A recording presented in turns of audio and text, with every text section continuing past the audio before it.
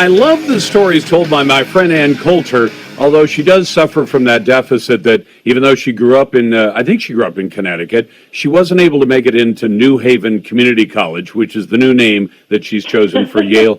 I like that one in your other column, Yale University, or Capital Community College, which I guess would be far too white-centric because it has to do with money and all that.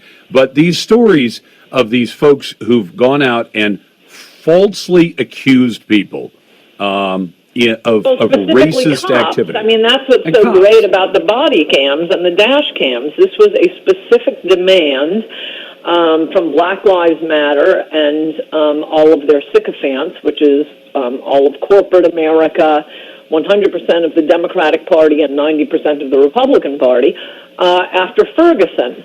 If only there were videos of every encounter with a policeman, you'd see the racism that we're being subjected to. And in point of fact, I mean, I've been observing this casually, have collected a few cases, two of which I launched today. The body cams have been the best thing that ever happened to police. Well, let's start with a woman of small stature, and I know that you are not vertically challenged. Ann is quite tall, so I know that you're probably holding that against poor Professor Imani Perry. Because she is a person of small stature. Actually, the point of that joke, Lars, is that Imani Perry, whom I only remembered, I had this little collection, like I say, and I saw her, just being interviewed this weekend as your average. She's a Princeton professor. No, she is a Princeton professor because she's black. She gets to falsely accuse a Princeton policeman of racism, try to get the guy fired and destroy his life. Why is she still a Princeton? Because she's black.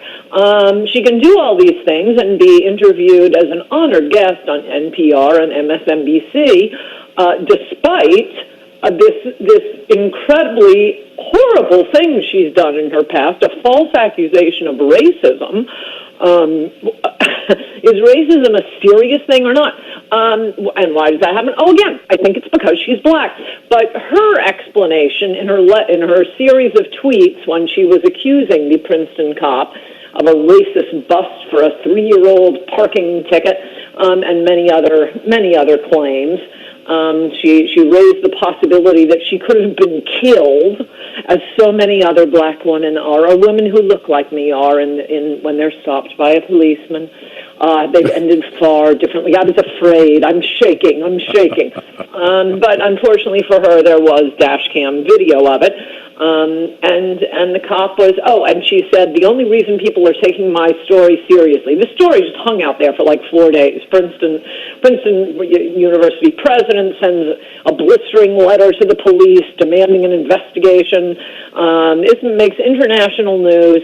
And she says, I think the only reason I survived this was the essence of her point, I'm paraphrasing, and that people are believing me is because of my small stature. Nope. I think there's another reason. I think there's another reason, and it rhymes with because you're black. Exactly. Then the dash cam, I love the idea. I mean, how long does it take to put out the dash cam footage? I think the Princeton chief of police, at least I'm hoping this is true, just hung on to it for 4 days to let the outrage reach maximum velocity. No, she was driving with a suspended license going 67 in a 45-mile-per-hour zone. They stopped her, ran her name, found out she was driving with a suspended license, and as the dash cam proved, the cop was comically polite to her, apologetically explaining that she couldn't be driving.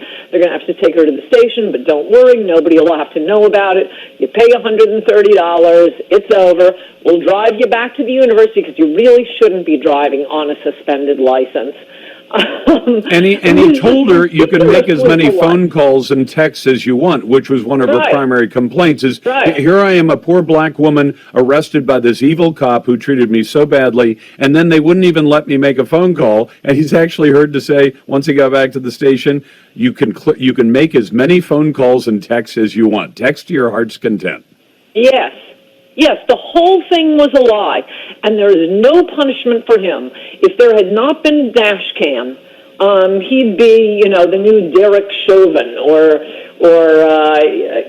whomever, all these cops accused of racism, all that. And I happen to have noticed that a lot of these cases involve female professors of color. The next one is an Indian woman teaching at an actual community college in Connecticut, not the new name for Yale. And I quoted a lot from that dash cam coverage. Or I think that in that case, I think it was a body cam, but they have the full transcript. And she cuts off a cop. They're going along on a road. She cuts off a cop. He pulls her over, and very politely and eminently politely, do you know why I've pulled you over? He explains in detail how she cut across a solid line, and it has to be a dotted line. You cut me off, making an illegal turn, and that's why I pulled you over. There's a little chit-chat about how her registration doesn't match the car. I didn't bother including that in my column. And then she's so apologetic. I don't have a record, and I'm so sorry. Well, obviously I did do that, and so on and so forth. And that's it. Thank you. Okay, goodbye. You have to send a check. And then she waits a month. I think she suspected the dash cam footage, if there was any, or body camera, would be gone by then. The little sneak. But no, they still had it. After again, she writes this letter accusing a cop of stopping her for no reason, racially profiling her, and oh my gosh, Lars, in irony of ironies, she teaches about the impacts of racial profiling in America. So I am so glad we have this Indian immigrant to teach us about the horrible racial profiling going on in our country. Who else would do that? You can't get anybody to talk about racial profiling. So they released the dash cam footage and transcript, and you see she's just a big fat liar. Do you want to know if she's been fired? Why, no, she has not. And I wonder about these. You dig into these deep. Do you see any sign that the colleges even bring this up and say, we can't have somebody on this? I mean, for instance, you know how seriously most of the universities and colleges take the issue of plagiarism. So if you crib a paragraph out of somebody else's article and put it in your own, that will get you fired in many cases. This is a woman who lied about a real live human being and tried to get him, as you say, career trashed, maybe fired, never to be hired again as a cop, which seems a whole lot more important than cribbing a paragraph out of somebody else's article. I don't like plagiarism either, but if you put them on the scales of justice, plagiarism is a lot lighter. Anybody's life, yeah, you really, I mean, it's kind of a cliche, but you're really just cheating yourself with plagiarism. There's no uglier, more career and life-destroying accusation in America than to be accused of racism. And it is tossed around without consequence, because of their small stature. No, because they're black and can get away with absolutely anything. So maybe stop talking about, white privilege so much. I don't think I'll do it next week. I might. But I got a slew of these cases. Oh, no, body cameras were a big mistake for the Black Lives Matter movement. I'll tell you what, I want to share one with you. I don't do this to you very often, and I got one for you. We have a Harvard-educated mayor by the name of Ted Wheeler in my neck of the woods. And a couple of weeks ago, he said, I know that all of you are grieving over the death of George Floyd. None of his 8,000 employees have ever met George Floyd, but he knows they're grieving. So he says, you can all take a week of bereavement leave. He said, and they say it'll be all 8,000 of you, most of them not black or persons of color, or BIPOC is the new term of art. And then they find out 2 weeks later, 75% of the people who are taking the leave, and there's a huge number taking the leave, are not BIPOC. So what's that word you're using? It's black. I just read black, indigenous, or people of color. So it's intended to be sort of all-encompassing, a big umbrella term. And they refer, and I'll send you the documents. So 2 weeks later, they write an amazing memo to all the city employees saying, by the way, you white people, stop taking the time off. This was intended only for our black employees, although we couldn't say that at the time. So get back to work and figure out how to cover the time of the people who are BIPOC. And although they can't officially say that.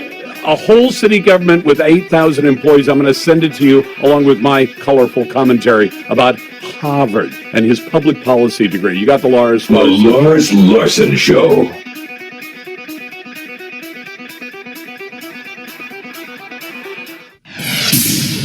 We will make America great again.